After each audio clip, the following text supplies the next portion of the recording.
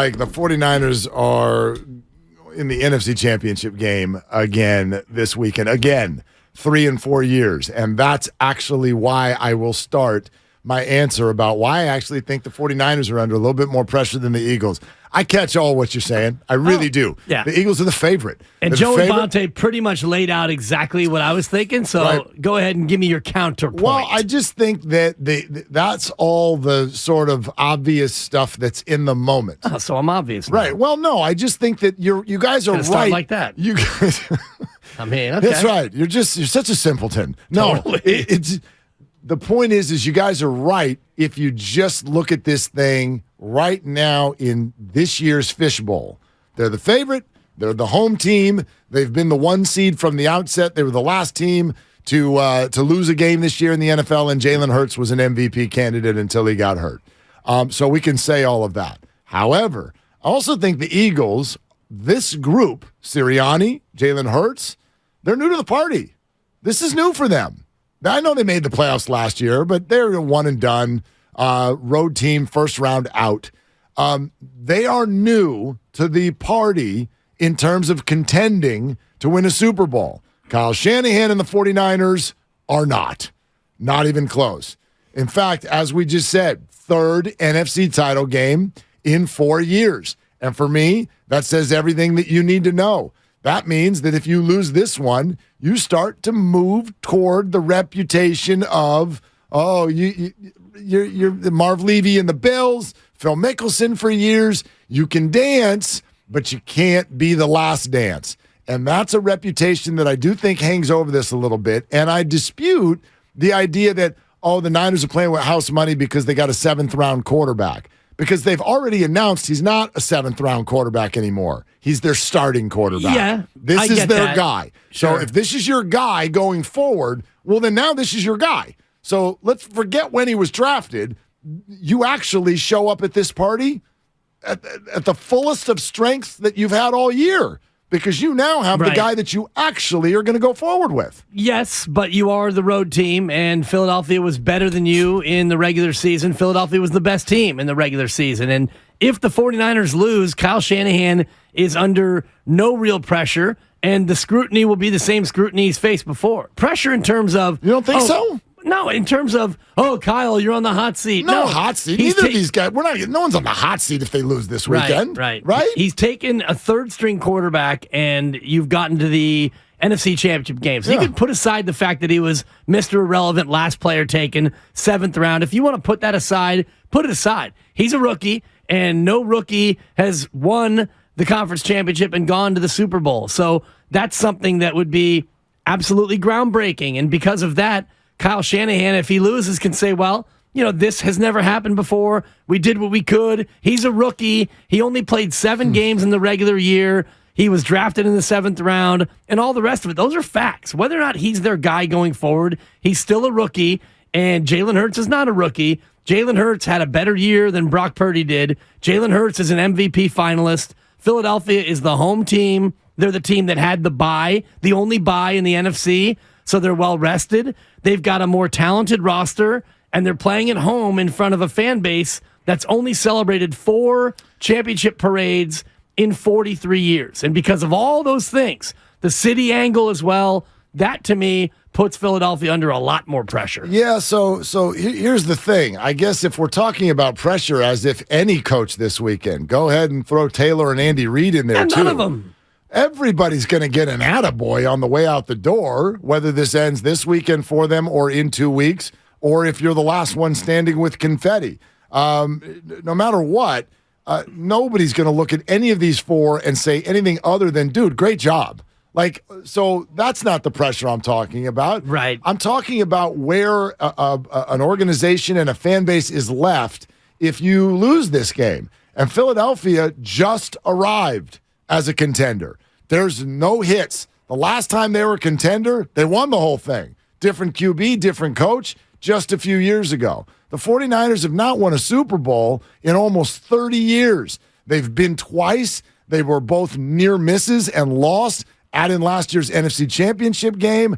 now if you were to throw in this year's NFC Championship game, you're building a frustration level of near misses that to me would be way worse than what Philly would experience if you lose this game and you're like, okay, I mean, Jalen Hurts has arrived as an elite quarterback. We've got our new coach in Nick Sirianni, and we are set up to really be a problem in the NFC East for the next few years. Anybody's going to be disappointed, but right. The 49ers are the team that if they lose, a reputation starts to get built. See, I disagree with that, and I think and maybe I'm just the guy who always looks at things on the positive side, and you're just a negative Nelly because if I look at it in terms of the Niners and the pressure, well, you're going to be here again next year. You're going to be a playoff team again next year. You are built to last, this 49er team. I don't know if you could say that about Philadelphia. Really?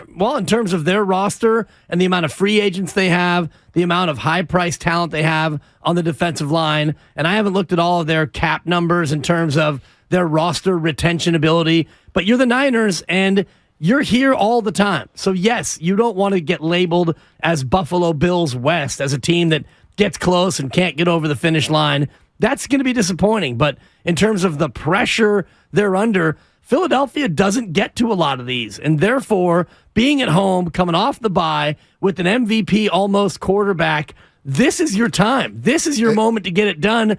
And if you lose at home, and you've been very dismissive of the Philadelphia fan base, and I won't be a part of that conversation. I don't think they have anything to do with the game. No, they have to do with the pressure. They have to do with They have to do with how much pressure a team is under. Okay, yeah, the way a fan base is going to react. But I mean, that's where most of this pressure comes from. Here's what's interesting about the Jalen Hurts, Brock Purdy discussion, and this is kind of what I was trying to get at yesterday.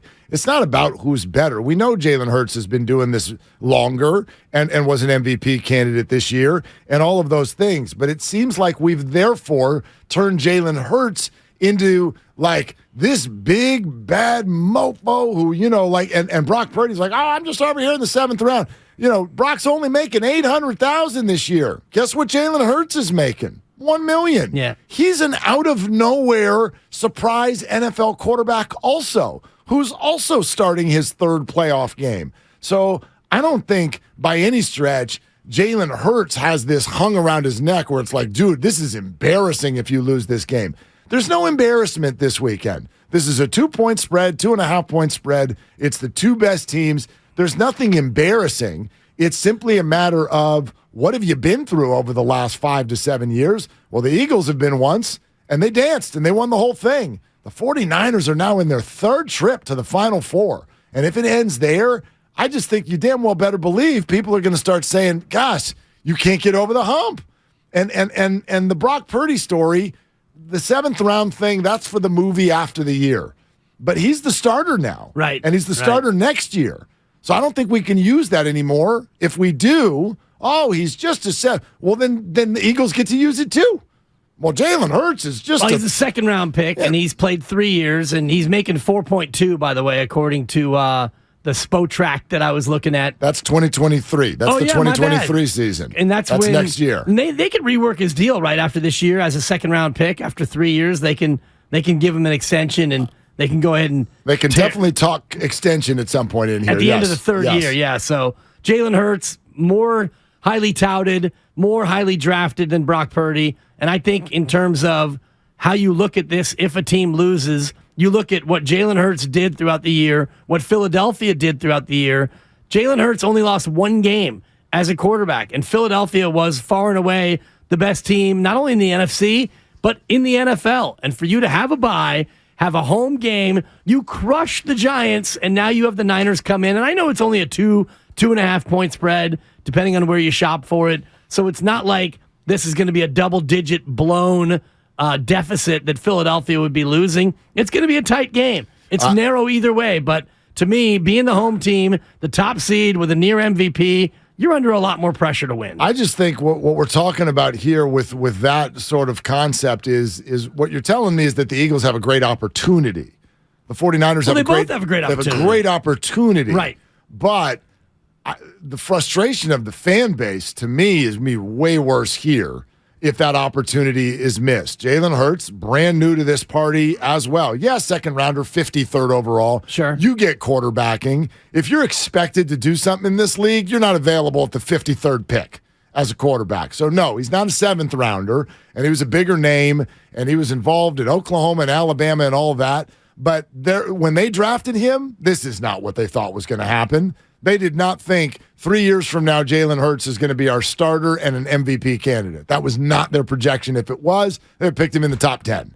So, they picked him thinking that he was a player that they thought could be a good player. Nobody ever looks at a player and says, oh, so you take Trey Lance number 3 overall and you think in 3 years he's going to be an MVP candidate and he's going to lead us to the Super Bowl. Well, you hope he will do that, and you hope that of Brock Purdy when you take him in Mr. Irrelevant spot in the end of the 7th round. You didn't take him thinking, oh, this guy's a bum. You took him thinking, hey, we see something. We hope that maybe someday he can be something. And the Niners didn't think that Brock Purdy would be this soon. No way. Yeah, I just feel like, to me, it's a can't-lose game. And I don't mean that from the obvious sense, like it's a playoff game. To me, this is more of a can't-lose game for the 49ers than it is for the Eagles. We'll hear